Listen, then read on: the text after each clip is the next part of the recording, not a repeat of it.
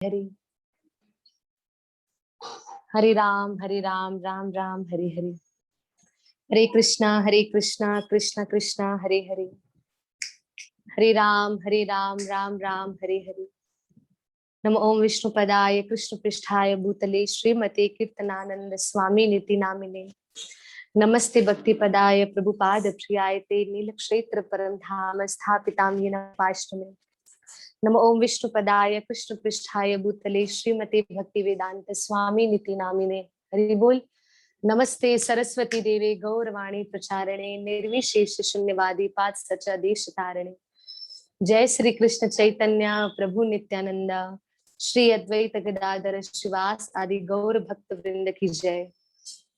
हरे कृष्णा कृष्णा कृष्णा हरे हरे। हरे राम राम राम हरे हरे। जय राधा माधवा कुंज बिहारी जयो राधा माधवा कुंज बिहारी। जय गोपी जन वल्लभा गिरिवर धारी जय गोपी जन वल्लभा गिरिवर धारी जय राधा माधवा कुंज बिहारी जय राधा माधवा कुंज बिहारी। यशोदा नंदना ब्रज जन रंजना यशोदा नंदना ब्रज जन रंजना यमुना तीरा वनचारी यमुना तीरा वनचारी जय राधा माधवा कुंज बिहारी जय राधा माधवा कुंज बिहारी।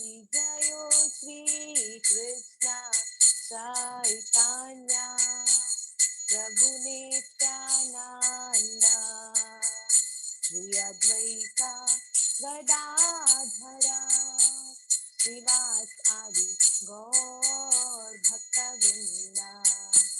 बट श्री कृष्ण चैतन्य प्रभु नित्यानंद श्री अद्वैत गदाधर श्रीवास आदि गौर भक्त वृंदा।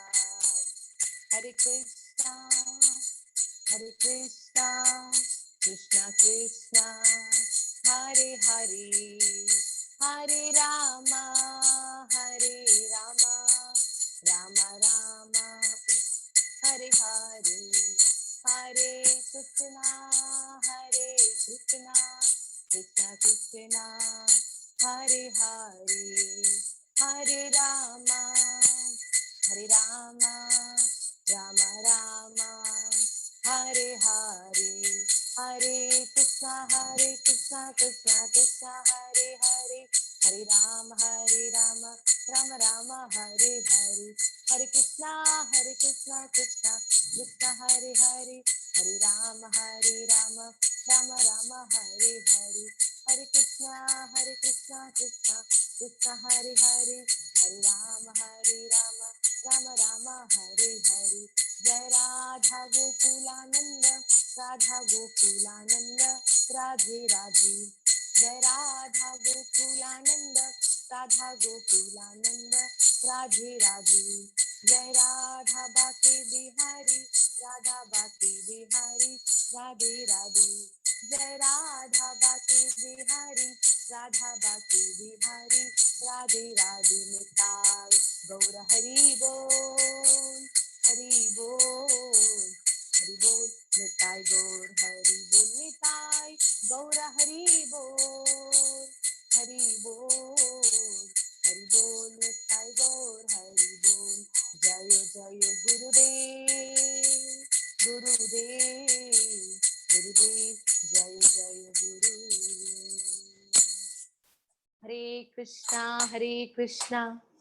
कृष्ण कृष्णा हरे हरे हरे राम राम राम हरे हरे। ओम नमो भगवते वासुदेवाय। ओम नमो भगवते वासुदेवाय। ओम नमो भगवते वासुदेवाय। ओम अज्ञानतिमिरान्धस्य ज्ञानाञ्जनशलाकया चक्षुरुन्मीलितं येन तस्मै श्रीगुरुवे नमः।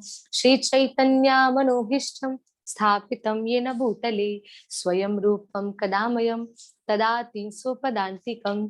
वन्देऽहं श्रीगुरु श्रीयुधपदकमलं श्रीगुरुवैष्णवांश श्रीरूपसागरजातं सहगुण रघुनाथाय वितं तं सजीवं साद्वैतं सवधूतं परिजन सहितं श्रीकृष्ण चैतन्य देवं श्रीराधा कृष्णपद सहगुणा ललिता श्री विशाखा वितांश हे कृष्ण करुणा सिंधु दीनबंधु जगतपति गोपीश गोपिका कांत श्री राधा कांत नमोस्तुते। तप्ता कंचन गौरांगी श्री राधे वृंदावनेश्वरी वृषभानुसुत देवी प्रणमामि हरिप्रिया। वाञ्छाकल्पतरुभ्यश्च कृपा सिन्धुभ्यैव च पतितनां पावनेभ्यो श्री वैष्णवेभ्यो नमो नमः। जय श्री कृष्ण चैतन्य प्रभु नित्यानंद श्री अद्वैत गदाधर श्रीवास आदि गौर भक्त वृंद की जय। हरे कृष्णा कृष्णा कृष्णा हरे हरे, हरे राम राम राम हरे हरे।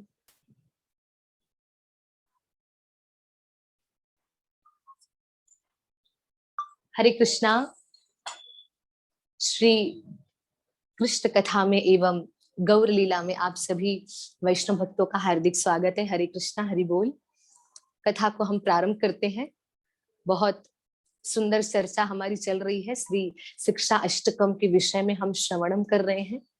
चैतन्य महाप्रभु के जो द्वारा हमें जो शिक्षा दी जा रही है, हम उसको ग्रहण करने का प्रयास कर रहे हैं। तो अब तक हमारे कुल मिला के कुछ 6 श्लोक हो चुके हैं। 2 श्लोक आज हमारे बाकी हैं, उसको हमको कंप्लीट करना है। तो आज हमारा श्री शिक्षाष्टकम हो जाएगा, श्रवणम करके हो जाएगा। तो अब तक हमने जो शिक्षाष्टकम के श्लोक सुने, उसमें श्री चैतन्य महाप्रभु बहुत सुंदर भाव प्रकट करके हमें शिक्षाएं दे रहे हैं। भक्ति की महिमा बता रहे हैं, कीर्तन की महिमा बता रहे हैं, नाम की महिमा बता रहे हैं, कृष्ण कितने कृपालु हैं उसके विषय में भी महाप्रभु बता रहे हैं। महाप्रभु क्या बोलते हैं? महाप्रभु कहते हैं, नाम नामकारी बहुधा। कृष्ण आप कितने कृपालु हो, आपने अपने नाम में समस्त प्रकार की शक्तियां अर्पित कर दी है। तो यहाँ पे कृष्ण की कृपा क्या है उसका भी हमको चैतन्य महाप्रभु क्या करा रहे हैं, वो भी हमको रियलाइज करवा रहे हैं कि आप कृष्ण की कृपा का अनुभव करो। किस प्रकार भगवान श्री कृष्ण हम सब पर कृपा कर रहे हैं। कैसे कृपा करते हैं कृष्ण? प्रश्न आता है। कृष्ण हम पर कृपा करते हैं अपनी भक्ति देकर, कृष्ण हम पर कृपा करते हैं अपना नाम देकर, कृष्ण हम पर कृपा करते हैं अपने स्वरूप का दर्शन देकर, कृष्ण हम पर कृपा करते हैं गुरु महाराज की सेवा देकर, कृष्ण हम पर कृपा करते हैं वैष्णव भक्तों का संग देकर। तो इस कृष्ण की कृपा है। और यहाँ तक कि जो अभी हम कथा श्रवण कर रहे हैं वो भी कृष्ण की कृपा है, अद्भुत कृपा है कृष्ण की। तो बारंबार कृष्ण का धन्यवाद करते रहना चाहिए। मैं पहले भी बोला करती थी, मेरे गुरु महाराज जो थे वो हमेशा यही बोला करते थे, thank you Krishna for now as it is. हे ठाकुर जी, हे कृष्ण आपका धन्यवाद। गुरु महाराज से किसी ने पूछा कि गुरु महाराज अब बताइए ना, हम बार बार क्यों धन्यवाद करें, धन्यवाद करने का क्या जरूरत है, वो भी बार बार। तो गुरु महाराज, मेरे गुरु महाराज कहने लगे, कृष्ण ने दिया ही इतना कुछ है कि बार बार धन्यवाद करे तो भी कम है। कृष्ण ने दिया ही इतना कुछ है कि अगर बारंबार उनका हम धन्यवाद करने के लिए भी आ जाए ना तो भी कम है वो। तो कहने का यहाँ पे तात्पर्य इतना है कि हम सबको भगवान श्री कृष्ण की जो कृपा है उसका अनुभव करना है। चैतन्य महाप्रभु ने श्री शिष्टाष्टकम का एक एक शब्द, एक एक अक्षर महाप्रभु ने स्वयं रियलाइज करके लिखा है।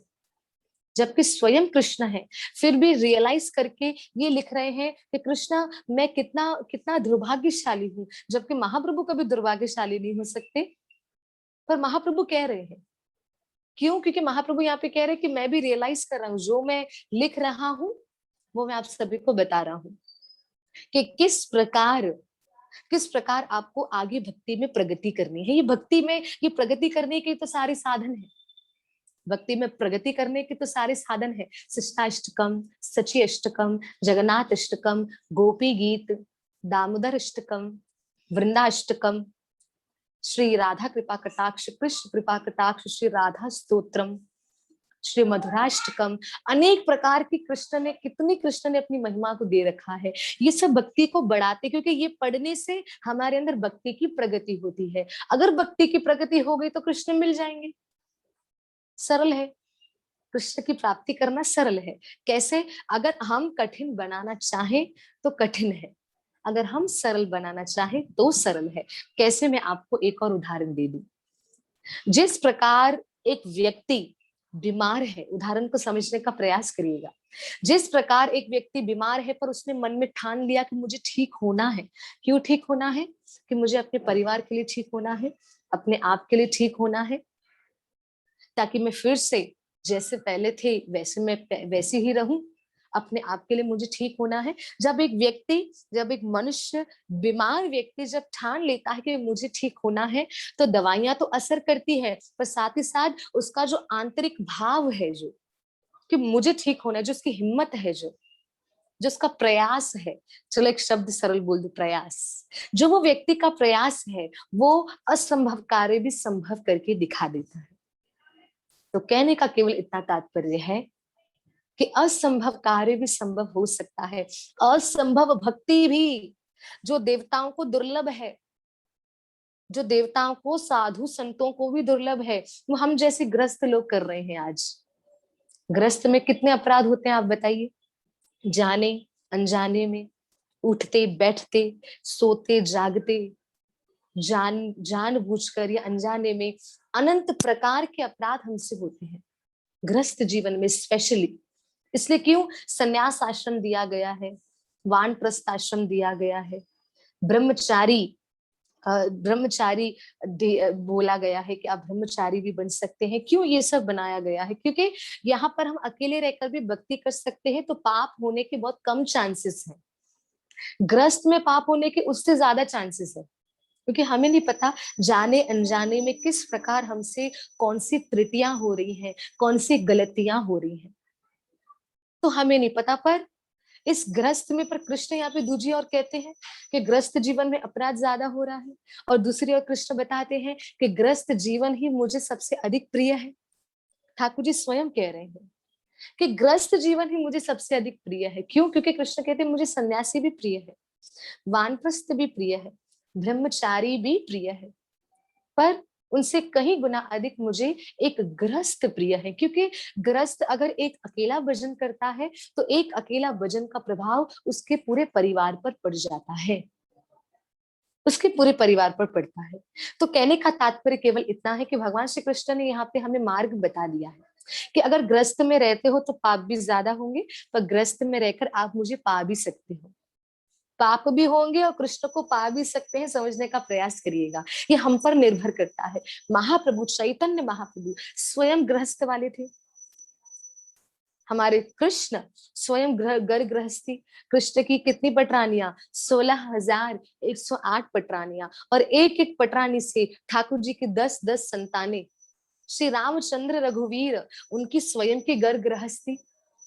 तो ठाकुर जी यहाँ पे समझाने का प्रयास कर रहे हैं कि हम चाहें तो असंभव कार्य भी संभव करके दिखा सकते हैं। तो चैतन्य महाप्रभु ने हमें बहुत सारे मार्ग बताए हैं कि ये असंभव कार्य को कैसे संभव कर दो, असंभव भक्ति को कैसे संभव कर दो। महाप्रभु ने बहुत सारे मार्ग बताए हैं। कौन कौन से मार्ग हैं?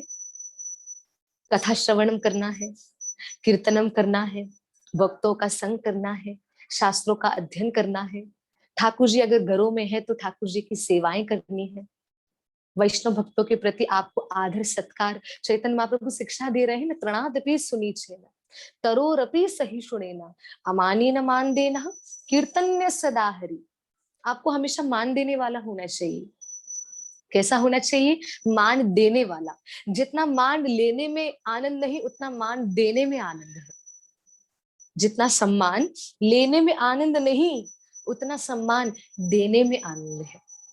तो कहने का केवल इतना ही तात्पर्य है कि चैतन्य महाप्रभु अपनी 8 शिक्षाओं में हमें जीवन का रहस्य बता रहे हैं कि किस तरह आपको अपने जीवन में कृष्ण भक्ति को प्रबल करना है। प्रबल मतलब और मजबूती से, क्योंकि महाप्रभु को भी पता है कि हम और आप भक्त हैं, थोड़ी बहुत भक्ति करते हैं, कैसे भी हमसे भक्ति हो जाती है। स्पेशली मैं अपना उदाहरण दूंगी, कैसे भी करके मुझसे भक्ति हो जाती है। महाप्रभु इतना तो जानते हैं, पर महाप्रभु उदाहरण दे रही हूँ। अब महाप्रभु ये विचार कर रहे होंगे कि हरिप्रिया की भक्ति को प्रबल कैसे करना है, तो चलो शिष्टाष्टकम का सहारा दे दिया श्री चैतन्य महाप्रभु ने।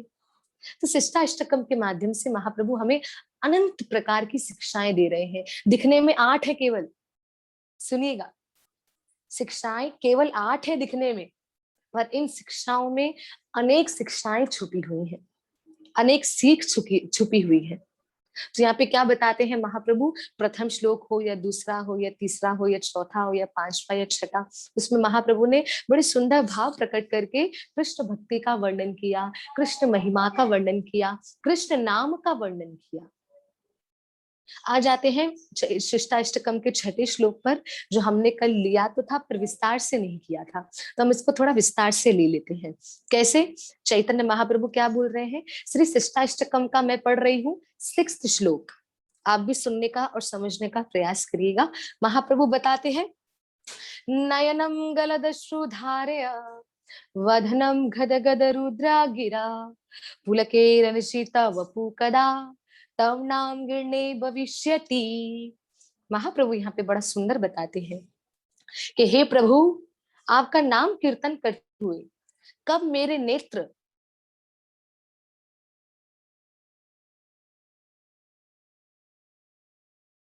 मेरा कंठ गदगद वाक्यों से रुद्र हो जाएगा और मेरा शरीर रोमांचित हो उठेगा। महाप्रभु बता रहे हैं कि कृष्ण वो समय कब आएगा, मैं तो इंतजार कर रहा हूँ। कौन सा समय? जब आपका नाम उच्चारण करने मात्र से, जब हम एक बार कहें कृष्णा या एक बार कहें राधे, तो चैतन्य महाप्रभु कहते हैं वो भाव मेरे अंदर आ जाए, वो पीड़ा मेरे अंदर आ जाए कृष्ण विरह की। श्री चैतन्य चरितामृत है कि श्री गदाधर पंडित, चैतन्य चरितामृत में बताते हैं, श्री गदाधर पंडित क्या करते थे? श्री गदाधर पंडित जब भी चैतन्य महाप्रभु को भागवतम का श्रवणम कराते आता था, लीला आती थी कि कृष्णा वृंदावन को छोड़कर मथुरा जा रहे हैं, तो महाप्रभु उस भाव में आ जाते, और महाप्रभु स्वयं राधा कृष्ण है, और राधा कृष्ण बन के, राधा कृष्ण तो है पर महाप्रभु स्वयं गोपी बन जाते, और गोपी बन के कृष्ण को पुकार लगाते, कब नहीं जाइए, रुक जाइए, रुक जाइए, क्यों जा रहे हैं आप वृंदावन को छोड़ के, हम सबको छोड़ के, हम सबको अकेला करके, नहीं जाइए। महाप्रभु उस कथा के भाव में, उस कथा के रस आस्वादन में इतना डूब जाते महाप्रभु कि स्वयं अपने आप को कृष्णा की गोपी मानने लगते, कृष्णा की सखी मानने लगते। तो महाप्रभु कहते हैं इस पीड़ा में भी आनंद है। कौन सी पीड़ा? ये पीड़ा ही तो है, रोना एक पीड़ा है ना। रोना कभी आनंद नहीं देता, रोना तो पीड़ा देता है, पर अगर भक्ति में रोना तो वही हमें आनंद प्राप्त करता है, आनंद की प्राप्ति करवाता है अगर हम भक्ति में रोते हैं। डिफरेंस देख लीजिएगा, डिफरेंस बता रही हूँ आपको, आपको भेद बता रही हूँ। कौन सा डिफरेंस? उदाहरण देती हूँ। संसार में किसी मनुष्य की मृत्यु हो जाए तो शोक करके रोया जाता है, वो मनुष्य चला गया, इतना हम रोते हैं, शोक उत्पन्न करते हैं। पर यही अगर भक्ति में किसी जीव का शरीर छूटता है, भक्ति में कोई किसी जीव का अगर शरीर छूटता है आध्यात्मिक जीवन में, तो वहां पर शोक नहीं, वहां पे तो आनंद मनाया जाता है। क्यों आनंद मनाया जाता है? क्योंकि ये होता है भक्तिमय जीवन में, अर्थात आध्यात्मिक जीवन में और सांसारिक जीवन में। इसका मैं डिफरेंस बता रही हूँ, भेद बता रही हूँ। तो कहने का केवल इतना तात्पर्य है, यहाँ पे बताया इतना जा रहा है कि महाप्रभु यहाँ पे बताते हैं कि कृष्ण के विरह को आप भी महसूस करिए, रियलाइज करिए। महाप्रभु ने तो कह दिया, मैं तो एक एक चीज को रियलाइज कर रहा हूँ, मैं ये क्या है क्या नहीं, आनंद कैसे कीर्तन, हाँ कीर्तन में कैसे आनंद ले, तो मैं आपको बता दूं अगर आपका यही प्रश्न होगा तो देखो कीर्तन में कैसे आनंद लेना है, पहले पहले तो आएगा नहीं गारंटी, पहले पहले आनंद आएगा नहीं, पर धीरे धीरे आप प्रयास करिएगा वो कीर्तन में आनंद लेने का, तो कीर्तन में आनंद लेने का आप धीरे धीरे प्रयास करिएगा, और वो प्रयास को सफल कृष्ण स्वयं करेंगे। देखिए, अगर आपको मैं बता दूं, कीर्तन में आनंद लेते लेते हमको अभी भी थोड़ा टाइम लग जाता है, क्यों, आपको बता देती हूँ कैसे। एक घर है, एक घर के अंदर लोगों की कैपेसिटी है, कितने लोग रह सकते हैं, कम से कम नहीं नहीं तो 10 लोग एक घर में रह सकते हैं, ज्यादा कंजेस्टेड होकर बैठे तो 15 लोग, उससे ज्यादा नहीं, एक एक कमरे में, एक एक छोटे से रूम में 10 से 15 के बीच में बैठ सकते हैं। पर वहां पर हम क्या कर रहे हैं, जगह 10-15 की है, पर हमने वहां पर काफी लोगों को बोले और जाइए और जाइए और जाइए, 20 से 25 कर रहे हैं, जो ऑलरेडी थे वो भी थोड़ा बोलेंगे क्या हो रहा है, हम तो आराम से पहले बैठे थे और लोग आ गए, कैपेसिटी है 10-15 की, पर हम उसमें और लोगों को भेज रहे हैं, और लोगों को भेज रहे हैं, तो 20-25 यहाँ पे लोग और हो गए, आपस में ही कंजेस्टेड बैठेंगे, जगह नहीं होंगी। तो कहने का तात्पर्य ये मन में केवल कृष्ण की जगह है, गुरु महाराज की जगह है, वृंदावन धाम की जगह है, पर हमने इसमें अनेक प्रकार के संसार को डाला, अनेक प्रकार के संबंधों को डाला, तो अभी वहां से निकालना है तो थोड़ा तो समय लगेगा।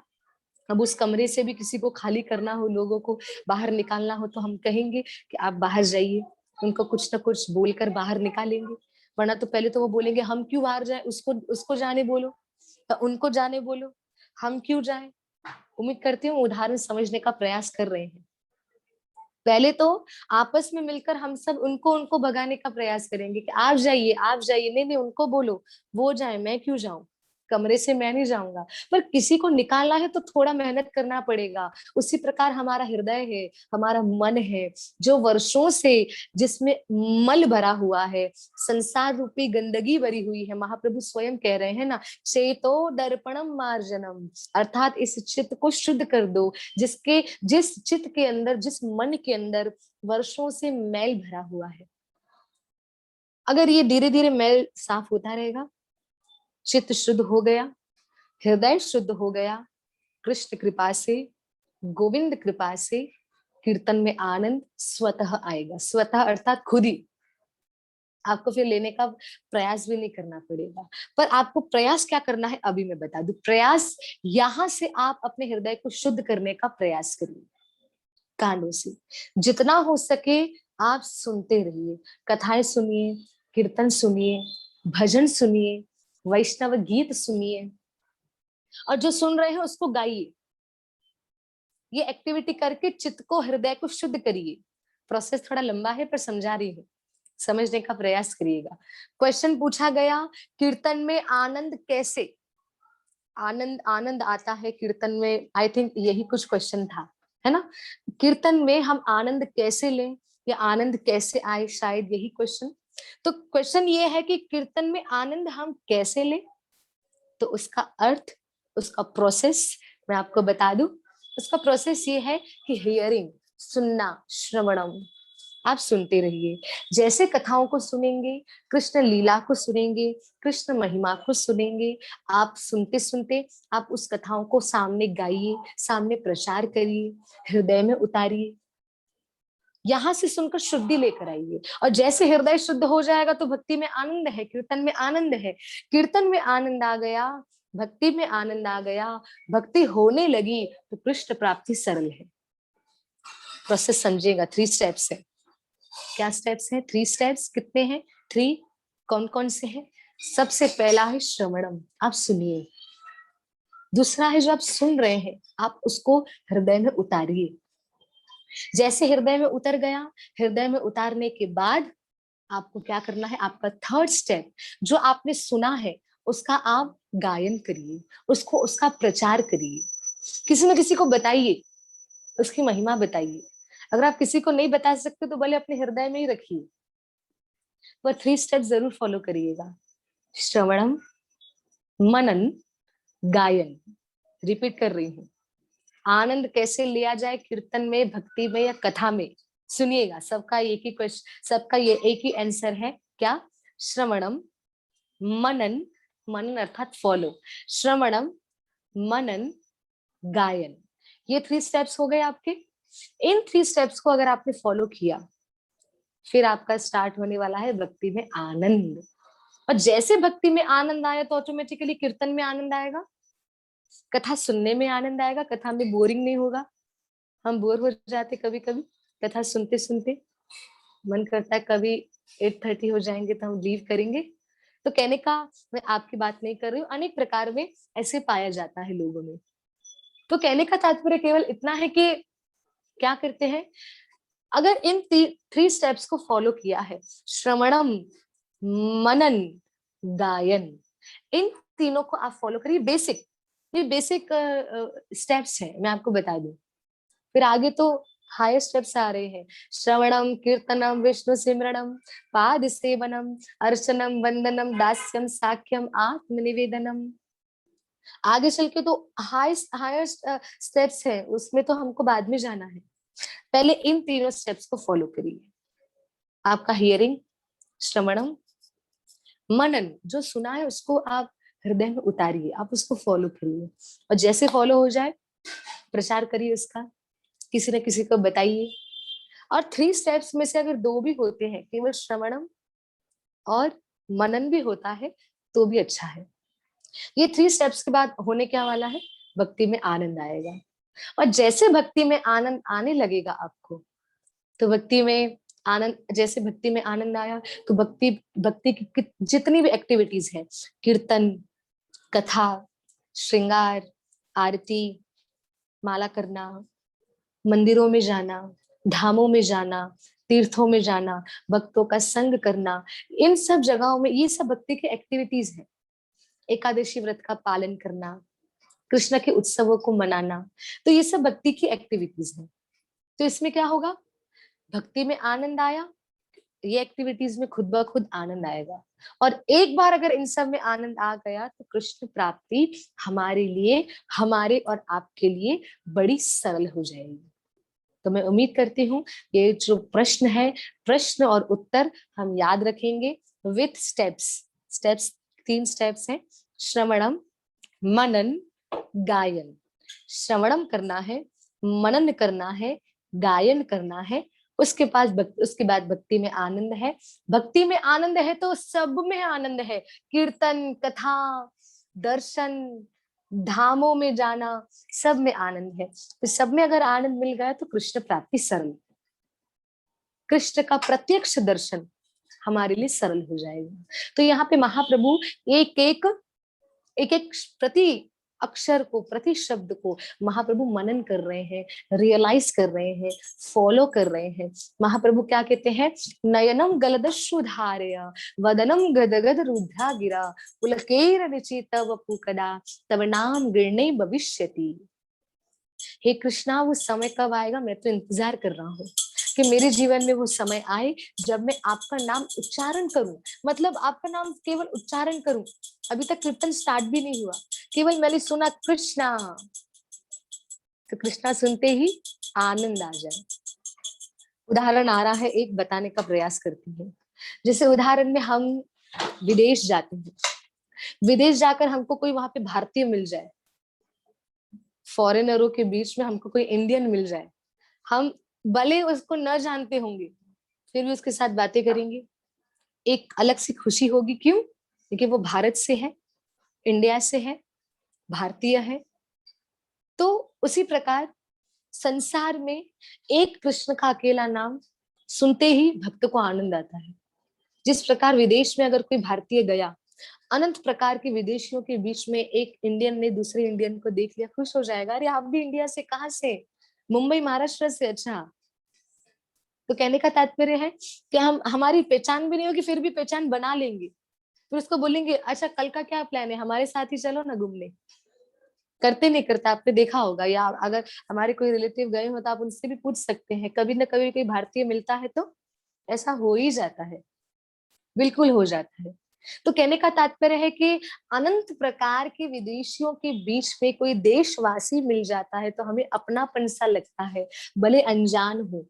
उसी प्रकार इस पूरे संसार में एक कृष्ण का नाम अगर अचानक श्रवणम हो जाता है तो भक्त को बड़ा आनंद आता है, भक्त को बड़ा आनंद आता है। तो भक्त उस नाम को उच्चारण करने का प्रयास करता है। कौन सा नाम?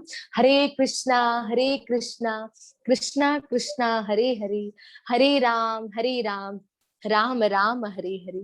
तो भक्त उस नाम को और भी उच्चारण करने का प्रयास करता है। तो यहाँ पे चैतन्य महाप्रभु कह रहे हैं, हे प्रभु, आपका नाम कीर्तन करते हुए कब मेरे नेत्र अविरल प्रेमाश्रुओं की धारा से विभूषित होंगे।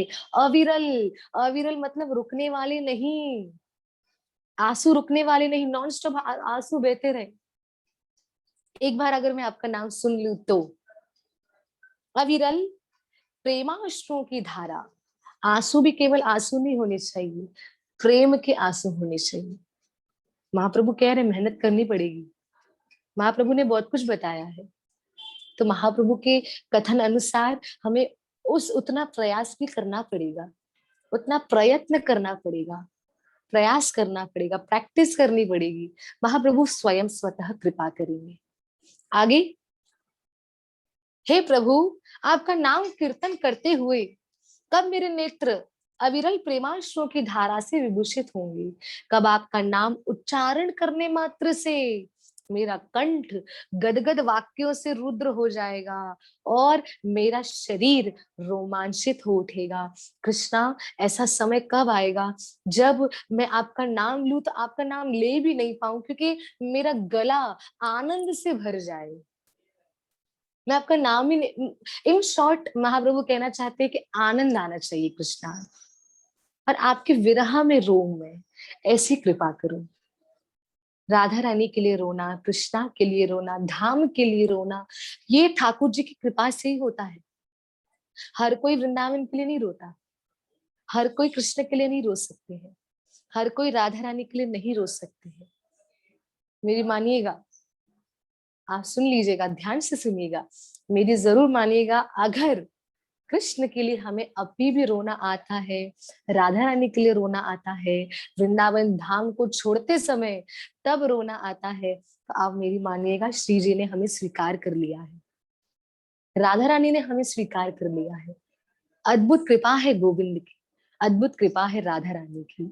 मेरे साथ एक माता जी चली थी वृंदावन, तो वो माता जी हमारे साथ जब वृंदावन चली तो वो अपने जीवन में फर्स्ट टाइम वृंदावन आई थी, अपने जीवन में फर्स्ट टाइम वृंदावन आई, और यहीं से बोल रही थी कि मुझे मजा आएगा कि नहीं, मैं परिक्रमाएं वगैरह नहीं करूंगी, पैरों में भी दर्द वगैरह होता है, जबकि यंग थी वो काफी, फिर भी कह रही थी नहीं मुझे रेस्ट ज्यादा चाहिए रहता है, हरी मैं नहीं कर पाऊंगी। मैंने उनको कहा दीदी आप कर तो लो, चलो आनंद आएगा। तो वो माता जी हमारे साथ वृंदावन तो चली, तो वृंदावन चलने के बाद एक दिन, 2 दिन, 3 दिन, हम वृंदावन कुल मिला के 8 दिन थे। 9वें दिन पे हमारा यहाँ मुंबई वापस आना था। तो जब वो माता जी हमारे साथ थी, जब वो दीदी हमारे साथ थी, यहाँ से बोल के निकली थी कि नहीं मुझे आनंद नहीं आएगा। फिर मैंने उनको बोला देखो चिंतामणि धाम है वृंदावन धाम, वृंदावन के लिए आप ये सोच के जाओगे कि मुझे आनंद नहीं आएगा तो आपको सच में नहीं आएगा। यहीं से ही सोच के निकलो, वृंदावन रम्य स्थान दिव्य चिंतामणि धाम। वृंदावन के लिए जो सोच कर जाओगे, वृंदावन लाइक अ मिरर, शीशे की तरह आपको दिखा देगा। आप वृंदावन के लिए आप ये सोचकर गए हैं कि वृंदावन में आनंद आएगा नहीं आएगा, तो सबको आएगा, आपको ही नहीं आएगा। तो वृंदावन एक एक शीशा है, एक आईना है, एक एक मिरर है। जो यहाँ से सोच कर जाओगे, वृंदावन प्रत्यक्ष रूप से आपको दिखाएगा। सोचना ही है तो क्यों नहीं ये सोच लो कि वृंदावन में श्री कृष्ण का प्रत्यक्ष दर्शन हो जाएगा। सोचना ही है तो क्यों नहीं ये सोच लो कि वृंदावन धाम में श्रीमती राधा रानी का प्रत्यक्ष दर्शन हो जाएगा।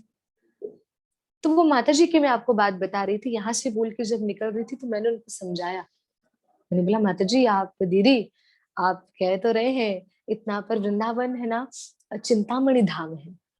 वृंदावन वो धाम है जो आप सोचकर निकलेंगे ना अपने घर से, वृंदावन वैसे रूप से आपको दर्शन देगा। तो वो माता जी मुझे कहने लगी हरी मेरा तो मन नहीं, ठीक है चलो ठीक है, मैं अपने मन को समझाने का प्रयास करती हूँ। तो पूरे सफर में मैं उनको थोड़ी लीलाएं समझाती रही, लीलाएं बताई। फिर कृष्ण ने वो लीला क्यों किया वो मैंने थोड़ा समझाया। वृंदावन में पहुंचते ही हम 8 दिन वृंदावन में थे। जब 8th डे पर वो दीदी, वो माता जी है, जब हमारे साथ निकल रही थी, तो लिटरली यमुना जी को दीप अर्पण करते करते इतना रोई, इतना रोई। मैंने बोला आप क्यों रो रहे हैं? कहते मुझे वृंदावन छोड़कर नहीं जाना। मैंने बोला आप तो कह रहे थे 8 से 8 दिन पहले कि मुझे वृंदावन में मजा आएगा नहीं आएगा, मुझे फोर्स मत करना हाँ परिक्रमा करने के लिए, मुझे आराम चाहिए, मुझे आराम चाहिए। मैं मंगला नहीं उठ सकती, मैं इतना जल्दी नहीं उठ सकती। 11-12 बजे दर्शन करने चलेंगे दोपहर को। ठाकुर जी को हम अपने अनुसार चलाते हैं, हम उनके अनुसार नहीं चलते। देखिए ये है माया। हम क्या करते हैं, वृंदावन में, वृंदावन की भूमि पर कदम रखते पहले अपनी फैसिलिटी देखेंगे। क्या फैसिलिटी? कि नहीं पहले हमारा आराम हो जाए, फिर हम कृष्ण के पास जाएंगे, बिहारी जी के पास उनसे मिलने जाएंगे। नहीं नहीं नहीं, ये भाव हमको हमारे अंदर से निकाल देना है। वृंदावन भूमि इतनी पवित्र है, इतनी आनंदमयी है। आप वहां पे एक बार कदम रखिए, आपकी थकान होगी ना सब चली जाएगी। मैं आपको बता रही हूँ, हमें पता भी नहीं चलेगा कैसे हम भागे दौड़े दर्शन कर रहे हैं यहाँ वहां। राधा रमन जी, गोपीनाथ जी, श्याम सुंदर जी, राधा दामोदर जी, बाके बिहारी जी, हमारे दर्शन होते जा रहे हैं। तो कहने का केवल तात्पर्य इतना है कि श्री वृंदावन धाम में वो माता जी रोने लगी कि मुझे मुझे वृंदावन को छोड़ के नहीं जाना। मैंने बोला क्यों? बोलती मुझे वृंदावन आनंद दे रहा है, मुझे वृंदावन में बहुत आनंद आ रहा है हरी, मुझे वृंदावन को छोड़ के नहीं जाना। मैं बोला अच्छा आपको 8 दिन में वृंदावन से प्रेम हो गया? कहती मुझे 8 दिन में ही प्रेम हो गया। तो मुझे कहने लगी कि ना मुझे वृंदावन में रहना है, मैं क्या करूं? मैंने बोला अच्छा ठीक है। मैंने बोला एक काम करो, यमुना जी में दीप अर्पण करो, दीप अर्पण करने के बाद हम चलते हैं श्री बांके बिहारी मंदिर, बिहारी जी से प्रार्थना करना आप। कहती है ठीक है। वो माता जी मेरे साथ बिहारी जी चली, मेरे साथ में माता जी बिहारी जी चली। बिहारी जी, हम बांके बिहारी दर्शन करने के, बांके बिहारी का नाइट दर्शन हम करने वाले थे। बांके बिहारी के कार्तिक में दर्शन बंद होते हैं, 8:35 को बंद होते हैं कार्तिक मास में। तो हम पहुंचे हैं शाम को, बिहारी जी के दर्शन बस कर रहे हैं, जैसे एक झलक प्राप्त हुई और वो माता जी ने जल्दी से प्रार्थना कर ली। प्रार्थना करने के बाद वो माता जी ने बोला हरी, मैंने बिहारी जी से प्रार्थना कर ली। तो मैंने बोला अच्छा आपने कर ली ना? कहा हाँ। बोला हरी बिहारी जी सुनेंगे? मैंने बोला बिहारी जी प्रत्यक्ष रूप से बैठे हैं, जरूर सुनेंगे। आपने प्रार्थना की? बोला हाँ। मैंने बोला बस फिर आप चिंता छोड़िए। बोला ठीक है।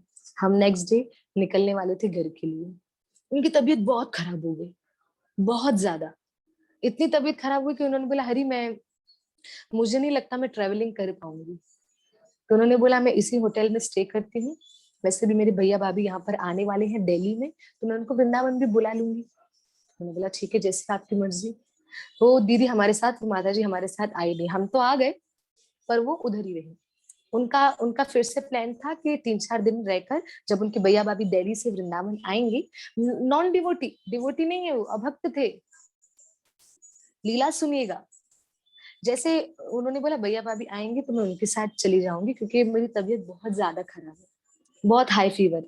मैं ऐसे में एक कदम भी बाहर चल नहीं पा रही, इतना मेरे को बॉडी पेन है। तो माता जी ने, वो दीदी ने इतना कहा, हम नेक्स्ट डे निकल गए।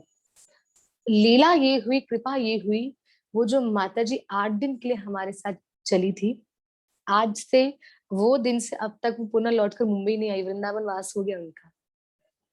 उनका वृंदावन वास उस दिन से अभी तक वो यहाँ लौट कर नहीं आई। बिहारी जी ने अपने चरणों में वास दे दिया, बस सामान वामान वहां पे मंगवाया है। आज वृंदावन की गलियों में भजन कर रही हैं, कीर्तन कर रही हैं, खूब राधा नाम ले रही हैं, सेवाएं कर रही हैं, भक्तों का संग कर रही हैं। तो कहने का तात्पर्य है यहाँ पर कृष्ण के लिए रोना, राधा रानी के लिए रोना या वृंदावन के लिए रोना, वो भी असर करता है, रंग लाता है, धीरे धीरे ही सही पर लाएगा जरूर। कल प्रश्न मुझसे पूछा गया था, कल मुझसे प्रश्न पूछा था, क्या प्रश्न पूछा कि हमारे भी भक्ति में रोंगटे खड़े होते हैं, हमें भी भक्ति में रोना आता है, पर उसका उसका होता क्या है? तो मैं आपको बता दूं, उसका ये होता है कि धीरे धीरे ठाकुर जी, ये ठाकुर जी की प्रसन्नता है। ठाकुर जी प्रसन्न होते होते धीरे धीरे आपकी भक्ति को बढ़ा रहे हैं। एक बार भक्ति बढ़ गई तो ठाकुर जी को, कृष्ण, आपको भी नहीं पता चलेगा कि कृष्ण क्या लीला करने वाले हैं हमारे साथ। कभी कहाँ से उठाकर कहाँ बैठा देंगे हमें पता भी नहीं चलेगा। तो अगर भक्ति में ऐसा होता है, समझो रोंगटे खड़े हो जाते हैं कभी कृष्ण नाम सुनते, शरीर में एक अलग सा रोमांच होने लगता है। रोमांच, रोमांच अर्थात एक अलग सा अनुभव शरीर में होने लगता है ठाकुर जी का नाम लेकर या ठाकुर जी के दर्शन करके। तो ये हमारी भक्ति को बढ़ा रहा है, हमारी भक्ति में प्रोग्रेस हो रहा है। तो यहाँ पर चैतन्य महाप्रभु कहते हैं कि मैं तो चाहता हूं ऐसा, कि मेरे साथ ऐसा हो। क्या हो मेरे साथ? मेरे साथ ऐसा हो कि मैं आपका कीर्तन करूं, मैं आपका कीर्तन करूं, आपका नाम उच्चारण करूं, आपके लिए रोऊं, आपको पाने के लिए रोऊं, और मैं इतना प्रेम से रोऊं, इतना भाव से रोऊं, अविरल, आंसू रुकने नहीं चाहिए, ऐसे में रोता रहूं। महाप्रभु स्वयं कह रहे हैं। महाप्रभु यहाँ पर 6th श्लोक में महाप्रभु प्रार्थना करते हैं कि कृष्ण मुझे बड़े पीड़ा दे दो। कुंती महारानी ने भी प्रार्थना की ना कृष्ण से। कृष्ण ने कहा कुंती बुआ मांगो, क्या मांगना चाहती हो? कुंती बुआ कहती है कृष्णा, संसार तो आपसे बहुत कुछ मांगता है, आप सब कुछ देते हो, पर मैं आपसे कष्ट मांगूंगी, दुख मांगूंगी, पीड़ा मांगूंगी। कृष्णा ने कहा कुंती बुआ संसार से विपरीत मांग रही हो। संसार सुख मांगता है, शांति मांगता है, प्रेम मांगता है, आनंद मांगता है। आप यहाँ पे कष्ट मांग रही हो, दुख मांग रही हो, क्यों? कुंती महारानी कहने लगी क्योंकि मैंने यही देखा है कि पीड़ा में, कष्ट में आपका मिलना ज्यादा होता है। तो अगर आपका मिलना पीड़ा में ज्यादा होता है तो कृष्ण मुझे पीड़ा ही चाहिए, कम से कम आपको तो देखूंगी ना। जब जब द्रौपदी का वस्त्र हरण हुआ तब आप वहां थे। जब वनवास को सब पांचों पांडव और द्रौपदी गए तब आप वहां उनकी सहायता करने बारंबार जाते थे। पांडवों को, मेरे मेरे पांडवों को आपने युद्ध में विजय करवाया, रक्षाएं की है, परीक्षित की रक्षा की है। हमेशा पांडवों के समक्ष खड़े रहकर, उनके आगे खड़े रहकर उनकी रक्षा की है उनके कष्ट के समय में। तो कृष्णा मैंने तो आपको ज्यादातर कष्ट में ही देखा है, आपको ज्यादातर मैंने कष्ट में ही देखा है कि हमारे, जब भी हमारे जीवन में कष्ट आया है, दुख आया है, तकलीफ आई है, तो कृष्ण मैंने आपका दर्शन किया है, तो क्यों ना मैं आपसे कष्ट मांगू। कुंती महारानी कहती है यहाँ पे भी मैं स्वार्थी बन गई हूँ, क्योंकि मैं कष्ट भी अपने लिए मांग रही हूँ, क्योंकि मुझे आपका दर्शन करना है। तो कृष्णा मुझे इतने कष्ट दो, इतने कष्ट दो। कुंती महारानी कहती है ऐसे दुखों को माथे लगाए जो गोविंद दियो दिखलाए। ऐसे दुखों को तो मैं अपने सर पर रखूंगी कि जो गोविंद का दर्शन करवा देता है। तो महाप्रभु 6th श्लोक में रोने की प्रार्थना कर रहे कि मुझे रोना आ जाए बस, ऐसी कृपा करो। तो हमें भी प्रयास करना है कि कृष्ण नाम में, गोविंद नाम में, हरि नाम में, राधा नाम में कभी भी अगर रोना आए तो हमें ये भाव को छुपाना नहीं चाहिए कि हम नहीं रोएंगे, लोग क्या सोचेंगे, ये वगैरह वगैरह। नहीं, आप रोइए, कृष्णा के लिए रोइए। कृष्णा के सामने संसार के लिए मत रोइएगा, कृष्णा के सामने कृष्णा के लिए ही रोइएगा, उनके नाम में ही रोइएगा। वो वास्तविक आनंद है। आ जाते हैं आगे 7th श्लोक पर। युगायितं निमेषेण चक्षुषा प्रियाविशायतं शून्यायितं जगत सर्वं गोविंद विरहेण में। महाप्रभु यहाँ पर बताते हैं, क्या कह रहे हैं? हे गोविंद, आपके विरह में मुझे एक निमेष काल, पलक झपकाने तक का समय एक युग के बराबर प्रतीत हो रहा है। नेत्रों से मूसलाधार वर्षा के समान निरंतर अश्रु प्रहार हो रहा है, तथा आपके विरह में मुझे समस्त जगत शून्य ही दिख पड़ता है। कृष्णा, हे गोविंद, आपके विरह में, विरह मतलब जुदाई, विरह मतलब जुदाई, दूर हो जाना, पीड़ा में दूर हो जाना, विरह में दूर हो जाना। कहने का तात्पर्य है, हे गोविंद, आपके विरह में मुझे एक निमेष काल, निमेष यहाँ पे उसका अर्थ है, निमेष मतलब जो सेकंड से भी छोटा, जो क्षण से भी छोटा, क्षण, सेकंड, सेकंड से भी छोटा क्षण कितना होगा? पलक झपकाना। पलक झपकाने से भी कम समय। महाप्रभु कहते हैं इतना कम समय में भी मैं आपके बिना नहीं रह सकता। और इतना एक क्षण भी, एक निमेष काल, निमेष अर्थात जो सेकंड से भी छोटा समय, महाप्रभु कहते हैं आपके विरह में मुझे एक निमेष काल, पलक झपकाने तक का भी समय, मतलब ये जो पलकें झपकती है ना, महाप्रभु कहते हैं वो भी समय मुझे एक युग युग के बराबर प्रतीत हो रहा है। मुझे ऐसा लगता है कि एक युग बीत गया, मैंने कृष्ण का दर्शन नहीं किया। अगर आपको सच बताऊं, ऐसी स्थिति आएगी, हमारे जीवन में भी आएगी। आप लोग को लग रहा होगा वो तो चैतन्य महाप्रभु है, उनके जीवन में आई तो वो तो स्वयं राधा कृष्ण है, तो आएगी ही। हमारे जीवन में कहाँ से आएगी? हम तो संसार में रहते हैं, माया में है। नहीं नहीं नहीं, हमारे जीवन में भी आएगी। काफी पर्सनली भक्तों को मैं ऐसा जानती भी हूँ कि जो कृष्णा के लिए अपने जीवन को त्याग कर दिया है उन्होंने, जो संसार में तो रहते हैं, घर गृहस्थी बड़े अच्छे से संभाल रहे हैं, बड़े अच्छे से, पर कृष्ण के विरह में बहुत रोते हैं। कृष्ण के बिना एक क्षण भी वो नहीं रह सकते। और हमारा संसार की क्या हालत है? ठाकुर जी के बिना हम आराम से रह सकते हैं, कृष्ण नाम के बिना, कृष्ण सेवा के बिना, कृष्ण कथा के बिना, कृष्ण कीर्तन के बिना हम आराम से रह लेते हैं। तो ये जीवन में नहीं होना चाहिए। बदलाव लाइए, चेंजेस लाइए। पहले जैसे बने रहेंगे कुछ कुछ फायदा नहीं है। एक कमरे में 10 लोग ही पड़े रहेंगे तो सब कंजेस्टेड बैठे रहेंगे। थोड़ा निकालिए, या तो कमरा को बड़ा करिए। हम हृदय को तो बड़ा नहीं कर सकते, तो थोड़ा निकालने का प्रयास करिए, संसार को निकालिए, कृष्ण भक्ति का प्रवेश लाइए।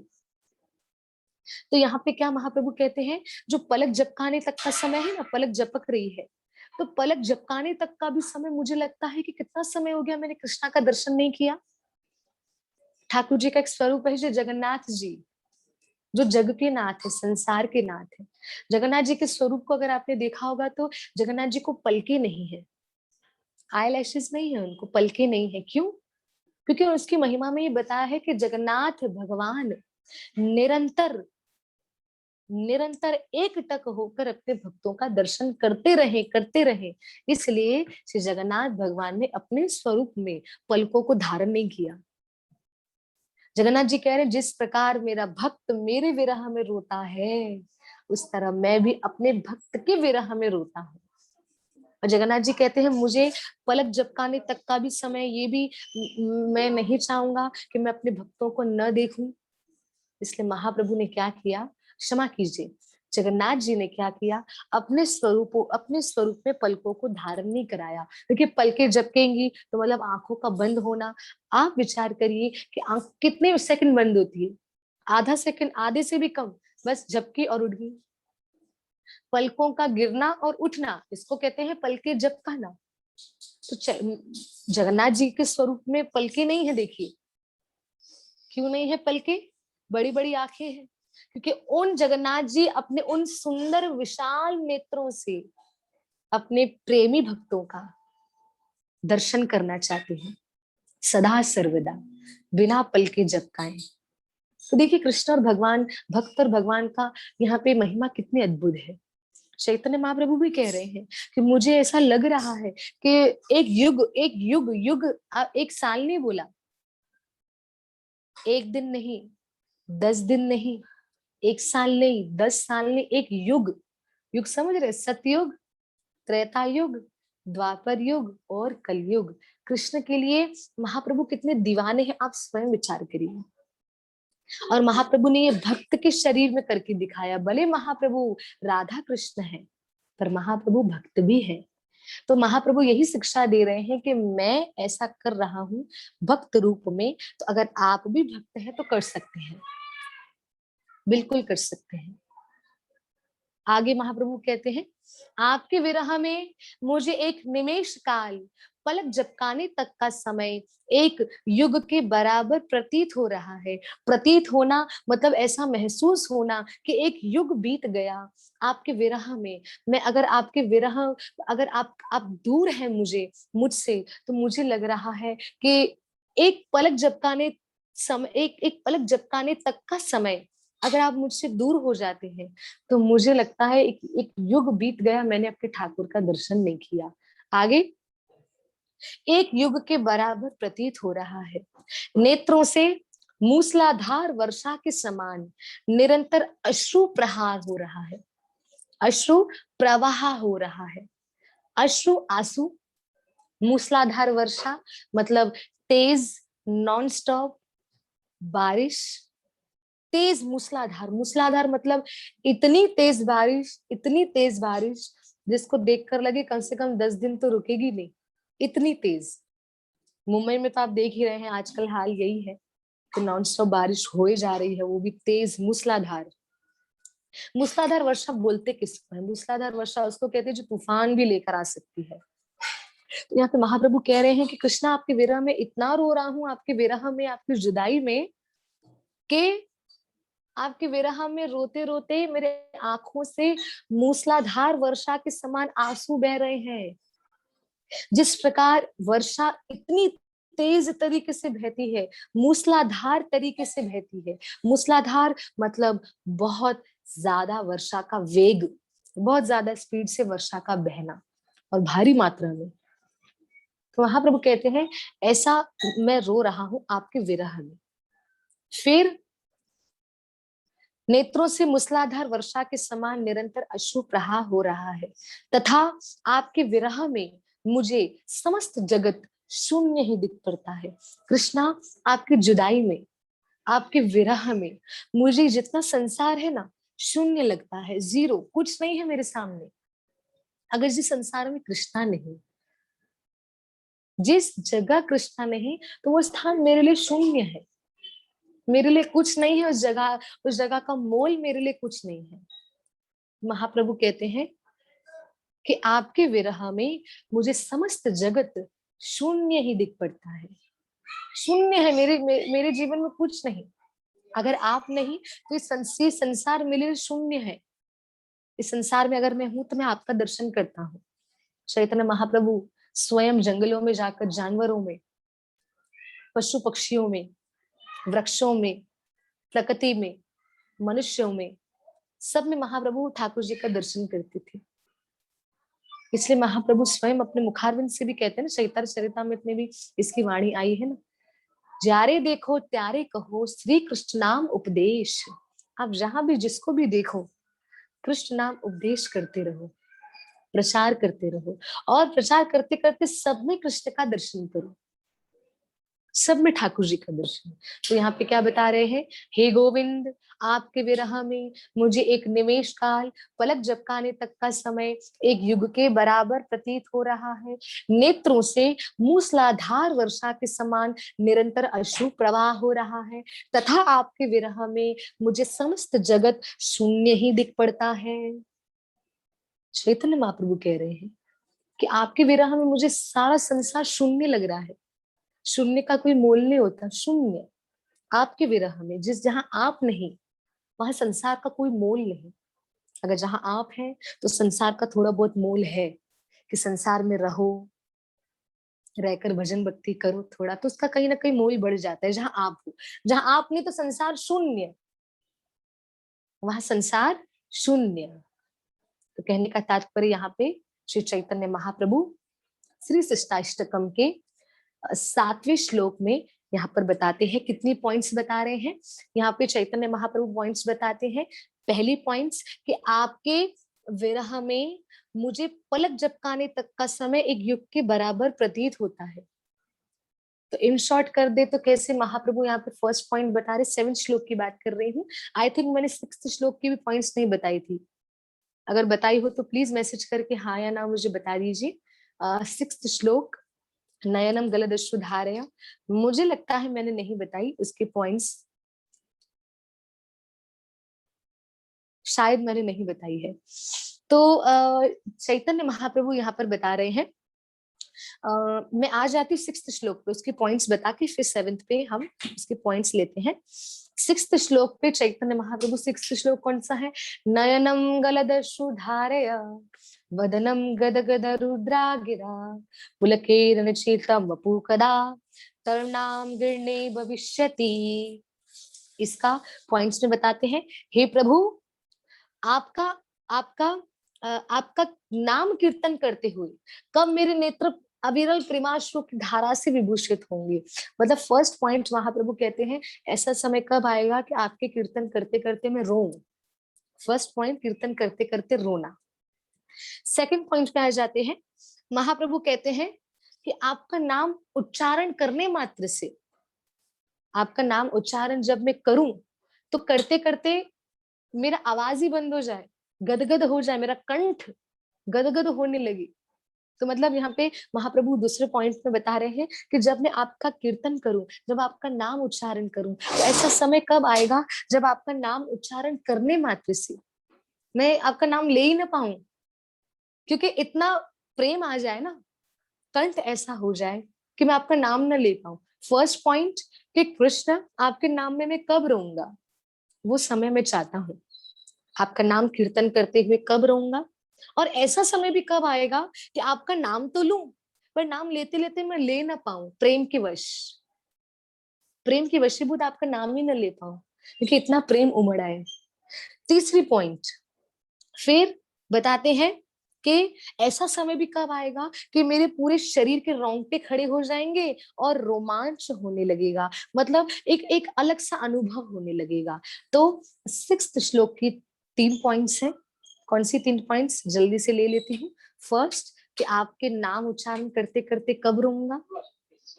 दूसरा पॉइंट कि आपका नाम उच्चारण करते करते कब मैं मौन हो जाऊंगा, प्रेमवश मेरा आवाज बंद हो जाएगा, कंठ मेरे जो आवाज दब जाएगा प्रेमवश। दूसरा पॉइंट। तीसरा पॉइंट यहाँ पे बताते हैं कि कब मुझे अलग अनुभव होगा शरीर में, शरीर के रोंगटे खड़े हो जाना, रोमांच उत्पन्न होना, तो शरीर का अनुभव कब अलग होगा। तो 3 पॉइंट्स याद रखिएगा सिक्स्थ श्लोक की। ठीक है, आ जाते हैं 7वें श्लोक पर। युगायितं निमेक्षेण चक्षुषा प्रियाभिषायितं शून्यायितं जगत सर्वं गोविंद विरहेण में। इसमें यहाँ पे बता रहे हैं श्री चैतन्य महाप्रभु, कितने पॉइंट्स बताते हैं, सुनने का प्रयास करिएगा। महाप्रभु कहते हैं आपके विरह में ऐसा, आपके विरह में महाप्रभु कहते हैं कृष्णा आपकी जुदाई में मुझे पलक झपकाने तक का भी समय एक युग के बराबर लग रहा है।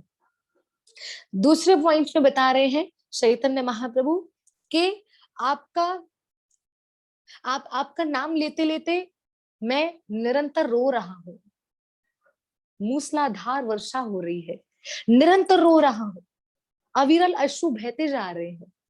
तीसरे पॉइंट में बताते हैं कि आपके आपके विरह में, आप अगर जहां नहीं है, आपकी जुदाई में ये सारा संसार मुझे शून्य लग रहा है। तो 7वें श्लोक में भी 3 पॉइंट्स हैं। कौन कौन सी 3 पॉइंट्स कि कृष्णा के बिना, कृष्णा के विरह में, कृष्णा के बिना, इजीली बता रही हूँ, महाप्रभु पॉइंट्स बता रहे हैं। कृष्ण के बिना या कृष्ण के नाम के बिना ये संसार भी, ये संसार में पलक झपकाने तक का भी समय हमको एक युग के बराबर लग रहा है। दूसरा पॉइंट कि कृष्ण के विरह में, कृष्ण की जुदाई में इतना हम रो रहे हैं, इतना हम रो रहे हैं, मूसलाधार वर्षा, निरंतर आंसू बह रहे हैं। दूसरा पॉइंट। तीसरा पॉइंट यहाँ पे महाप्रभु बताते हैं कि आपके विरह में, आपकी जुदाई में जहां आप नहीं, तो कृष्णा आपके बिना तो मुझे ये सारा संसार भी शून्य लग रहा है, जीरो, शून्य। तो ये 3 पॉइंट्स को आप याद रखिएगा। अब बचा है शिष्टाष्टकम का 8वां श्लोक और आखिरी अष्टकम, आखिरी श्लोक बचा हुआ है, उसको हम कल लेंगे। महाप्रभु का आखिरी श्लोक है, बड़ा सुंदर है। मैं उम्मीद करती हूँ पर कल का जो समय रहेगा वो रहेगा 8 से 9 बजे का।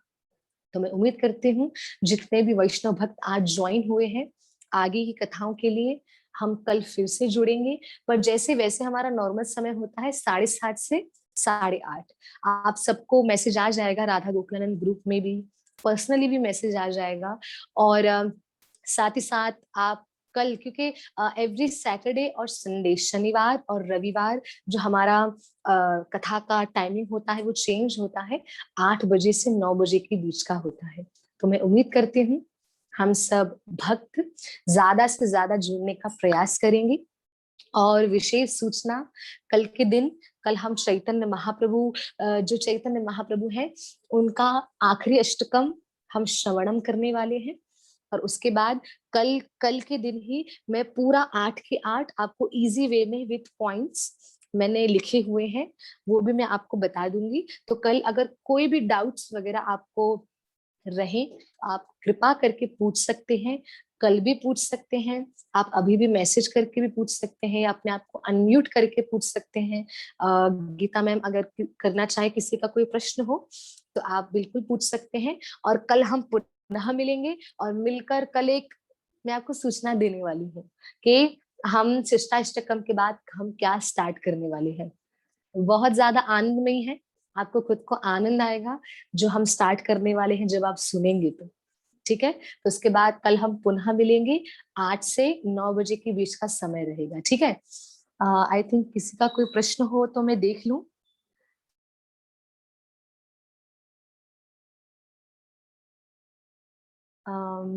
वैसे ही हुआ, टेंशन था, बाकी बिहारी में रश बहुत हो गई थी वहां जी, आपको भी पता है। बिहारी जी में वैसे ही हुआ था, यहाँ जो भाव रख के जाएंगे बिहारी जी और वृंदावन वैसा कराएंगे। दी रिकॉर्डिंग बेच पाओगे प्लीज इष्टाष्टकम के सत्संग का, प्लीज। हाँ जरूर, आपको श्रवण करके बहुत आनंद आया, कोटि कोटि कोटि कोटि प्रणाम, आपको भी कोटि कोटि प्रणाम, धन्यवाद। और जिन्होंने मुझे मैसेज किया है, आप मुझे पर्सनली आप मुझे मैसेज करिएगा। अगर आप राधा गोकुलानंद ग्रुप में हैं तो आपको रिकॉर्डिंग अब तक की मिली होंगी, क्योंकि जो भी कथाएं होती है तो उनकी रिकॉर्डिंग आती ही आती है श्री शिष्टाष्टकम की। अगर आज आप न्यू ज्वाइन है, चाहत नाम था, तो आप मुझे पर्सनली मैसेज करिएगा। ठीक है, आप मुझे पर्सनली भी मैसेज करेंगे तो मैं आपको भेज दूंगी, और उस समय राधा गोकुलानंद ग्रुप में मैं आपको ऐड कर दूंगी, तो आप भी ऐड हो जाइएगा। हरे कृष्ण माता जी, भक्ति में आगे कैसे बढ़े।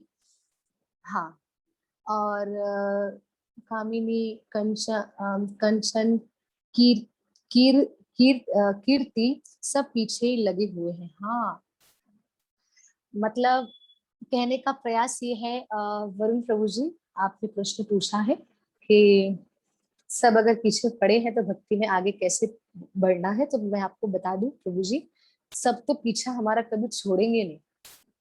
जितनी भी हमारी इच्छाएं हैं, कामनाएं हैं, वासनाएं हैं, यश है, अपयश है, जो भी कुछ है वो कभी भी पीछा छोड़ने वाली नहीं है। याद रखिएगा, आप ये मत सोचिएगा कि कभी हमारा छुटकारा मिलेगा, नहीं नहीं नहीं, नहीं मिलेगा। हमको हमको पता है कि अगर ये सब देखिएगा, ये है भक्ति। मेरे हाथों को देखने का प्रयास करिएगा, ये है भक्ति, और ये है संसारी चीजें, काम वासनाएं, इच्छाएं, यश अपयश, सम्मान अपमान, सब कुछ इसमें है, और ये है भक्ति। हमें पता है ये कभी भी नीचे जाएगी नहीं, ये जितनी आ गई है उतनी आ गई। जब बढ़ने के चांसेस है, मैं आपको बता दूं, बढ़ने के चांसेस बहुत है इन सब इच्छाओं के, बढ़ने के हैं पर कम होने के नहीं है। कम होंगे कैसे? जब एक समय आएगा, एक समय आने वाला है, कम होंगे। भक्ति में एक समय ऐसा आएगा जब ये सारी इच्छाएं हमारी कम होने लगेंगी धीरे धीरे। पर जब तक कम नहीं हो रही तब तक क्या करें? तब तक आपको क्या करना है? ये भक्ति है, ये संसारी इच्छाएं हैं, काम वासना, इच्छा, अपमान, यश अपयश, जो कुछ है संसारी चीजें, ये वो है।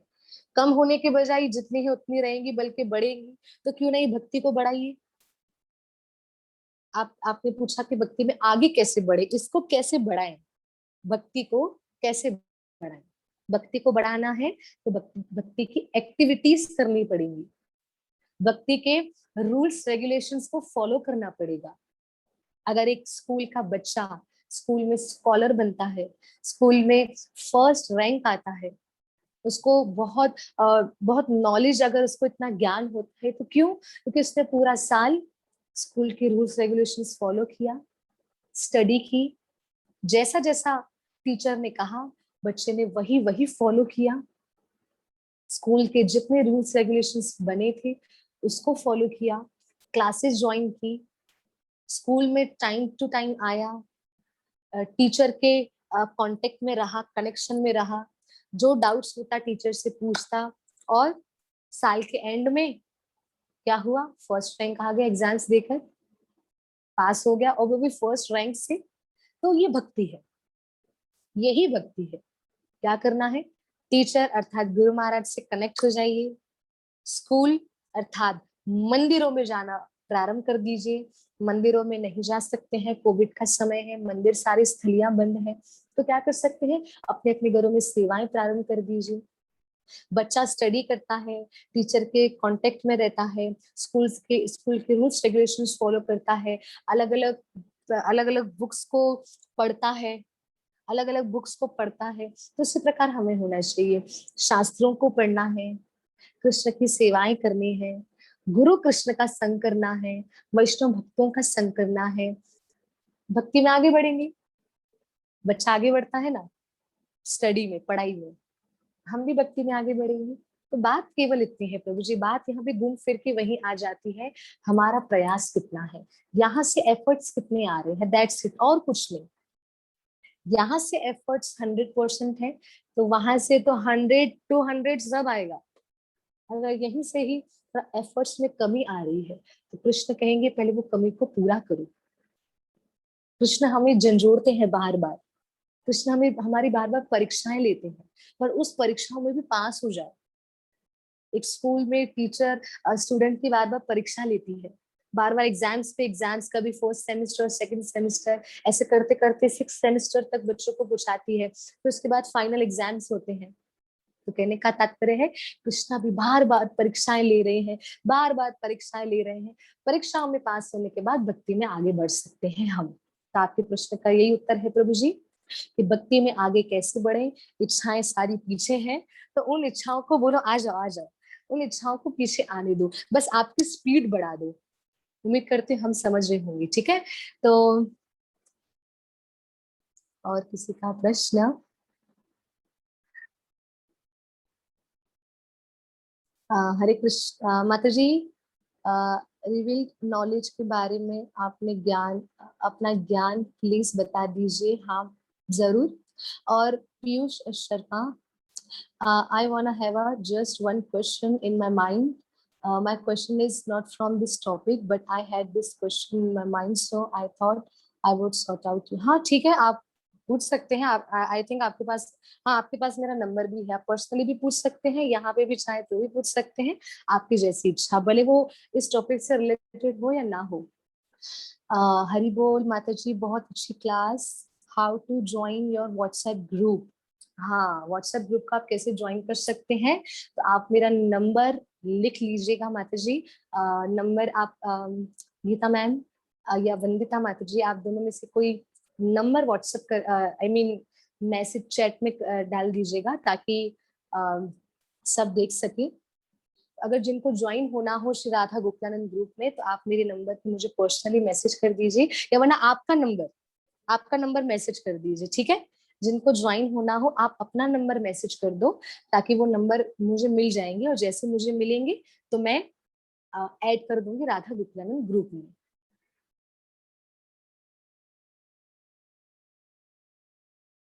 What's the difference between Chaitanya Bhagavat and Chaitanya Charitamrita? ठीक है, भक्ति माता जी, आपका भी प्रश्न का उत्तर मैं दे रही हूँ।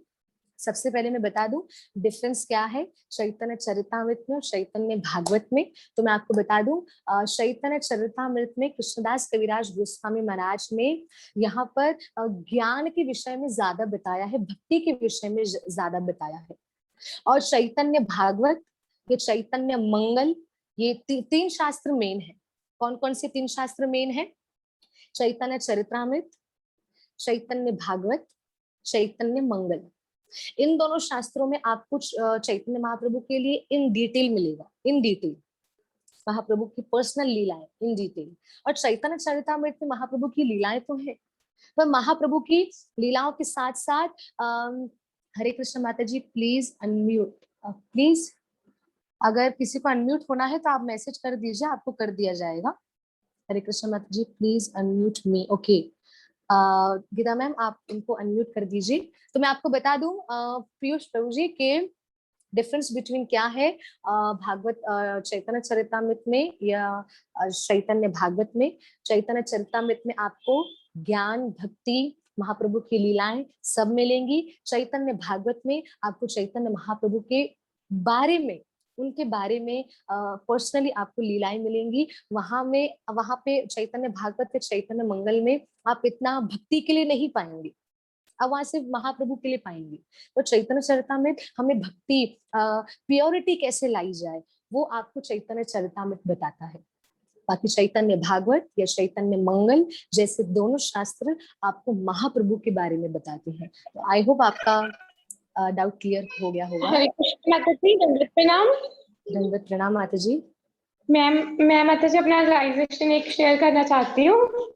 हाँ हाँ जी। आप ना श्यामचंद्र प्रभु जी के क्लास में आए थे, मॉर्निंग कई बार आए थे, तो मुझे ना आपकी क्लास बहुत अच्छी लगती थी। धन्यवाद माता और जी। आपने अपने नेम को डिफाइन किया था एक बार, हरिप्रिया नेम को। तो उसके बाद मेरा भी हरि नाम हुआ। मेरा हरि नाम होने से पहले मुझे पंकज प्रभु है यहाँ पर ऐड है, वो हाँ मेरे हाँ हाँ। यंगर ब्रदर हैं। उन्होंने अच्छा बोला कि दीदी आपका अगर जब आपका हरि नाम होगा तो आपको क्या नाम देंगे गुरुदेव जी। मैंने बोला मुझे नहीं पता क्या। वो मुझे ना कितने दिन रहा। मैंने कहा हाँ। वैसा बोलो। जब गुरुदेव जी ने हरि बोल माता जी। जब मेरा हरि नाम हुआ तो मुझे भी नहीं मिल गया। आपका नाम हरिप्रिया? जी माता जी, क्या बात स्पिरिचुअल नेम। है। बहुत बहुत बधाई आपको। जी माता जी, आपके नाम बहुत पसंद आया था, तो जैसे मिला तो मुझे बहुत खुशी हुई। अच्छा, नहीं मुझे भी बहुत अच्छा लगा कि आपका नाम हरिप्रिया आया, और वो भी आध्यात्मिक नाम, स्पिरिचुअल नेम, दीक्षा वाला नाम आपका हरिप्रिया आया। माता जी सबसे पहले तो आपको बिग बिग कॉन्ग्रेचुलेशंस। बस आपका नाम थैंक यू माता जी। मुझे मेरा भी अच्छा लगता है, तो आपका तो अच्छा है ही। जी जी माता जी, थैंक यू, धन्यवाद माता जी, धन्यवाद प्रणाम। दंडवत प्रणाम। और ये नाम बहुत अच्छा है, और आप सबको बोलो इसी नाम से बुलाना है अब से। एकदम बेस्ट नाम है ये, है कि नहीं? हरि प्रिया, और वो भी गुरु महाराज ने दिया है, और आपको इतना ही पसंद है तो इसलिए ठाकुर जी सबकी इच्छा जानते हैं। आपको पसंद आ गया, कृष्णा ने कहा यही नाम होना चाहिए अभी। ठीक है। तो विशाखा दास, एक मैसेज में भी आया, विशाखा दास करके नाम है, बहुत सुंदर, बहुत बढ़िया। ऐसे नाम आध्यात्मिक गुरु महाराज देते हैं जो जिससे जो हमारे जीवन में एक नया नाम होता है, क्योंकि नया जन्म है ना हमारा। तो जैसे आपकी भी दीक्षा हुई तो आपका भी एक नया जन्म हुआ, आध्यात्मिक जन्म हुआ, तो उसमें आपका नाम बदली हुआ, एक अलग नाम हुआ। तो आपका नाम भी, आपका मन चाहा नाम आ गया, तो मुझे बहुत खुशी हुई। माता जी आपने ये सुंदर सा भाव आपने मेरे साथ शेयर किया। तो इस ऑनलाइन सेशन में दो दो हरिप्रिया हो गई हैं अभी। एक मैं और एक आप माता जी। तो भक्ति माता जी, आपने पूछा था, आपका प्रश्न एक बार फिर से मैं पढ़ लेती हूँ और मैं जल्दी से इसका उत्तर देने का प्रयास करती हूँ। हरलीन वासवानी, क्या आप दे सकते हैं मुझे स्पिरिचुअल नेम? कृपा होगी मैं आपको स्पिरिचुअल नेम दूं। गुरु महाराज देते हैं आपको, आपके गुरु महाराज दे सकते हैं। और समय आएगा माता जी जरूर, क्योंकि मेरे पास वो अथॉरिटी नहीं है कि मैं किसी का नाम बदली कर सकूं। वो अथॉरिटी केवल और केवल गुरु महाराज के पास ही होती है। ठीक है माता जी। तो आप अपने गुरु महाराज के पास जाकर जरूर जरूर आप उनके सामने जाकर अभिलाषा प्रकट करिएगा, है ना। तो आपकी इच्छानुसार आपके गुरु महाराज आपको नाम भी देंगे। तो भक्ति माता जी आप कह रहे हैं कि माता जी रिवील्ड नॉलेज के बारे में अपना ज्ञान प्लीज बता दीजिए। माता जी आप अपने आप को अनम्यूट करके भी आप मुझसे पूछ सकते हैं कि प्रॉपर आप क्या किस किस भक्ति माता जी आप ज्वाइन हैं?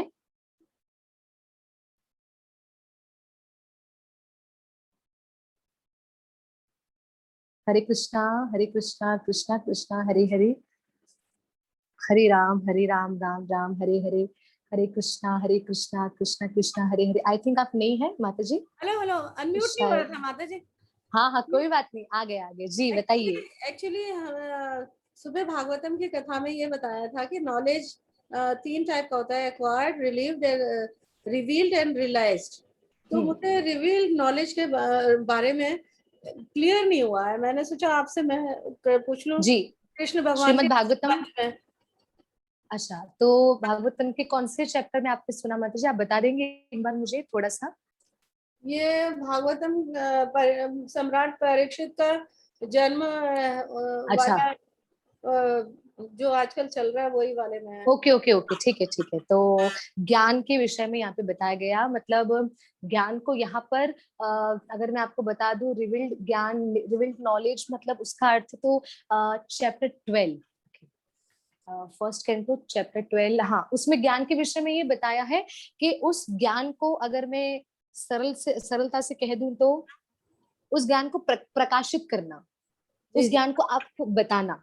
समझे, आपके पास जो नॉलेज है, आपके पास जो ज्ञान है, आपने आपने भागवतम का बात की, तो मैं भागवतम के वहीं से आपको मैं उदाहरण देती हूँ। जो आपने रिवील्ड नॉलेज के विषय में जो शब्द आपने सुना, उसका यही एक अर्थ बनता है कि जो हमारे पास ज्ञान है हमको उसको प्रकाशित करना है, उसको लोगों तक पहुंचाना है, उसको देना है आगे चल के। नॉलेज ज्ञान बहुत प्रकार के होते हैं, पर जो हमारे पास है ये तो, हाँ ये तो चैतन्य महाप्रभु भी कहते हैं। चैतन्य महाप्रभु श्रीवास आचार्य को कहते हैं कि श्रीवास आचार्य आपके पास जितना भी ज्ञान है आप उसको प्रकाशित करिए।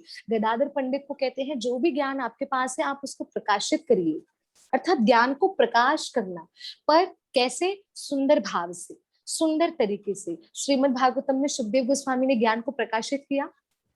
ज्ञान अनेक प्रकार के होते हैं और उसमें से 3 मुख्य ज्ञान बताए हैं, पर उसमें से भी एक ज्ञान जिसके विषय में आपका प्रश्न है, तो मैं आपको ये बता दूं कि जो भी आपके पास ज्ञान है उस ज्ञान को आप प्रकाशित करिए, पर सुंदर तरीके से।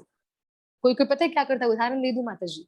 कोई कोई ज्ञान को किस तरह से प्रेजेंट करता है, किस तरह से बताता है कि समझो कुछ कथा सुनी है, वही कथा सामने वाले को बताई कि आज कथा में ये हुआ ये हुआ ये हुआ, बस सामने वाला भी सुन के हो जाएगा, हाँ ठीक है ओके।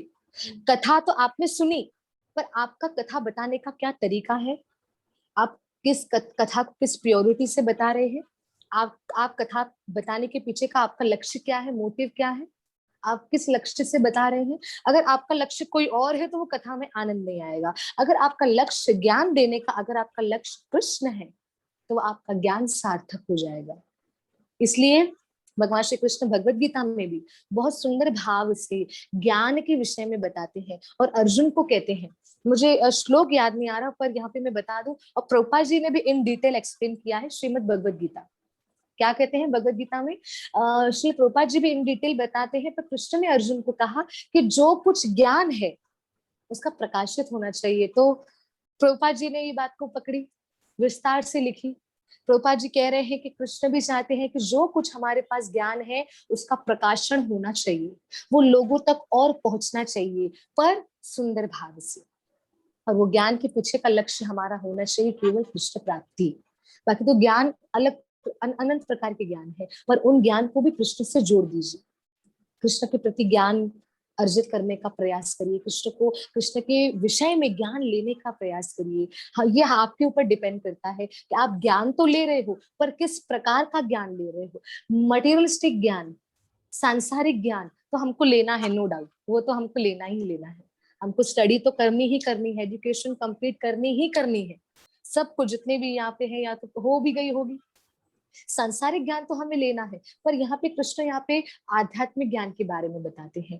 रही बात Shrimad Bhagavatam first canto 12th chapter, मतलब प्रथम स्कंद 12वां अध्याय, राजा परीक्षित, सम्राट परीक्षित का जन्म, उसके विषय में उसके अंदर यही बात का उल्लेख मिलता है कि सुखदेव गोस्वामी भी विस्तार से, सुंदर भाव से राजा परीक्षित के सामने आध्यात्मिक ज्ञान को प्रकाशित कर रहे हैं, खोल रहे हैं, रहस्य को खोलना।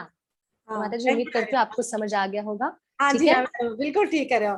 7th श्लोक है इसका। अच्छा 7th श्लोक। हाँ, भारत परीक्षित का जन्म में इसमें ये आया, अतएव हमारी प्रार्थना है कि अपनी कृपा से आशीर्वाद देते रहें, जो भी चरण चिन्हों में जो प्रकार से सफल हुए, इसमें जी जी बताया था उन्होंने। इसमें बताया नहीं, यही माता जी इसका यही अर्थ है। गुरु महाराज की कृपा से मैंने आपको समझाने का प्रयास किया। इसमें यही बताया गया है कि जो कुछ आपके पास ज्ञान है उसको सुंदर भाव से प्रकाशित करिए, उसको सुंदर भाव से, उसको जो ज्ञान आपके पास है तो उसको अमल भी करना है, अपने अंदर भी प्रकाशित करना है, बाहर भी प्रकाशित करना है। समझने का प्रयास कर रहे हैं माता जी। आपको अंदर से भी प्रकाशित करना है, अपने अंदर भी, और बाहर से भी प्रकाशित करना है। अंदर से प्रकाशित मतलब फॉलो करना, बाहर से प्रकाशित मतलब प्रचार करना, फॉलो एंड प्रीचिंग। तो ये आपको ये बात का ध्यान रखना, ठीक है माता जी। बहुत बहुत शुक्रिया, दंडवत प्रणाम, शुक्रिया, धन्यवाद। आज की कथा को हम यही विराम देते हैं। आप सभी वैष्णव भक्तों का धन्यवाद, बहुत बहुत धन्यवाद। आप सभी जुड़े रहे और कथा का श्रवण हम कर रहे हैं। कल हम पुनः मिलेंगे, कल सैटरडे है, कल का टाइमिंग 8 से 9 का रहेगा। सेम लिंक, न्यू लिंक आ चुकी है राधा गोकुलानंद की अत्यंत असीम कृपा से। आज की कथा को विराम देते हैं, सभी प्रेम से कहेंगे हरे कृष्णा कृष्णा कृष्णा हरे हरे, हरे राम राम राम हरे हरे। श्री श्री राधा गोकुलन भगवान की जय, श्रीमती राधा रानी की जय, श्री वृंदावन धाम की जय, श्री मायापुर नवद्वीप धाम की जय, श्री पंच तत्व की जय, श्री श्री शिष्टाष्टकम की जय, आज के आनंद की जय, निताई गौ प्रेमानंदे, हरि हरि बोल। आप सभी का धन्यवाद।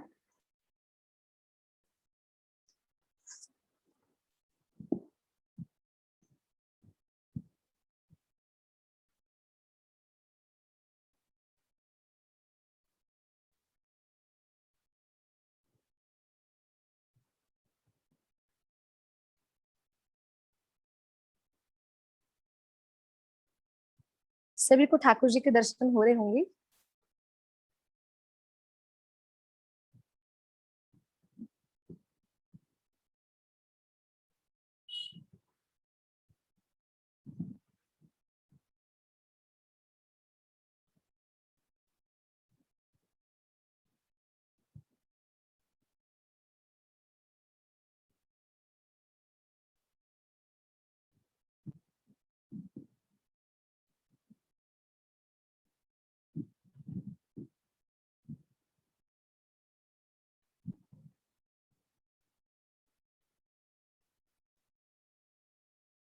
जी धन्यवाद।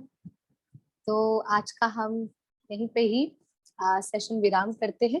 कल हम पुनः मिलेंगे 8 से 9, यही सेम लिंक होगा। तो और भी जुड़ने का प्रयास करिएगा। आप सभी का धन्यवाद।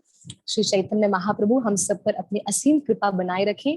Thank you. हरे कृष्णा, जय श्री राधे, हरि बोल।